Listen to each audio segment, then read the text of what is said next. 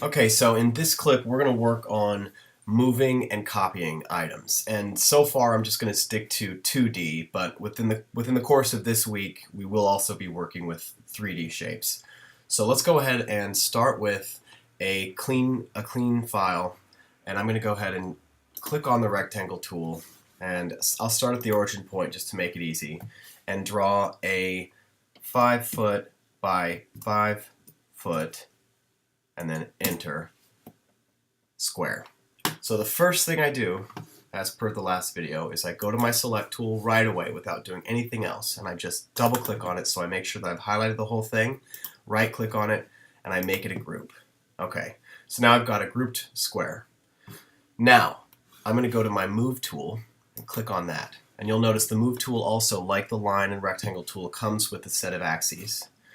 So when I want to move an object, you'll notice that as I click on it, it basically kind of gets activated with this with these little rectangles, and then I can also get this little rotate-looking tool that'll pop up if I click on certain spots along the edge. So don't worry about that rotate tool just yet, because we're not really going to use that much today. But you always want to make sure that the item that you want to move before you move it is selected. In this case, we only have one object, so it's pretty simple. But let's say I had a busy model here and I had a lot of things to look at. I always want to select the item that it is that I want to move first, so I make sure that it's clicked on and highlighted. Then I go to my move tool, click on that. Wherever I click on this object, let me go ahead and zoom in a little bit so it's a little bit clearer. So I'm going to zoom in here like that. So wherever I click on this object, it's just like all the other tools we've used so far, where it's a click, then move, then click set of movements. So I have to be very specific about where I want to start. So if I want to move it by this corner or move it by this corner, I have to be really careful that I click where it is that I want to start moving it. So if I click once on this and then take my hand off my mouse, or at least off the buttons, and start moving it around, you'll notice that it basically will go wherever I want. And this is going to follow a lot of, it's pretty similar to the other tools where I can drag it either along the red or the green, or if I pull it up into the blue axis, and I can hold shift down and force it along that axis. And again, just like the other tools, I can type in, let's drag it along the red axis. I can type in 2 feet, enter. So I've just moved it 2 feet from one point to the other point.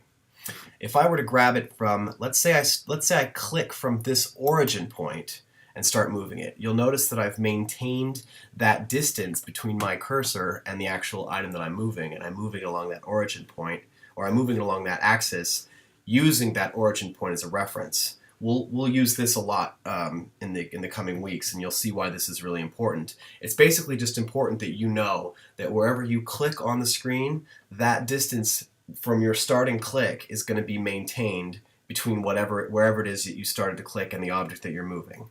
If I start a movement and I decide I want to abandon that, like let's say that this isn't exactly where I want to start moving this, I'm going to hit the escape key on my keyboard, and that's going to terminate the movement. So I have the option to move this up into the blue region. I've got the option to move it kind of anywhere I want in the I don't typically do this because this is just moving it around and you can't really control where you're going. Or I have the option to move it along the red or the green axis in any direction I want, and I can type in exactly how much I want that to be, like let's say 5 foot 6.5 inches, enter. So again, it's pretty simple, pretty basic. You're also going to use your move tool if you want to copy something. So I'm going to zoom out a little bit so we can see a little bit further. So I'm going to go to my zoom tool and start zooming out. And let's go back to the move tool, click on that once. I'm going to start by clicking on a corner that I can see. So I click once, and I'm going to now, in this case, I'm going to hit, let's see, for a Mac, it is the Option key. On a PC, it's the Control key. So Option for a Mac and Control for a PC. And you'll notice that you get this little plus sign at the bottom. Let's go ahead and hit that button again. Notice I haven't clicked yet with my mouse. All I'm doing is hitting the keyboard, hitting the key on the keyboard that gives me that additional copy. And now I can either click to this point if I want to. So let's click there. So I've basically copied from this point to this point and made an exact duplicate of the first one. Let's make another copy. Click, and I'm going to hit my copy button. For me, I'm using a Mac, so I'm hitting the Alt Option key. But if you're using a PC, remember it's going to be Control. So in this case, I'm going to drag this, and I'm going to give this 12 feet. Enter. Now that 12 feet is not 12 feet from this point to this point. It's 12 feet from this point here to this point here. Okay? Let's zoom out a little bit, and let's make several copies. So I'm going to go on my move tool again, start from that same point, hit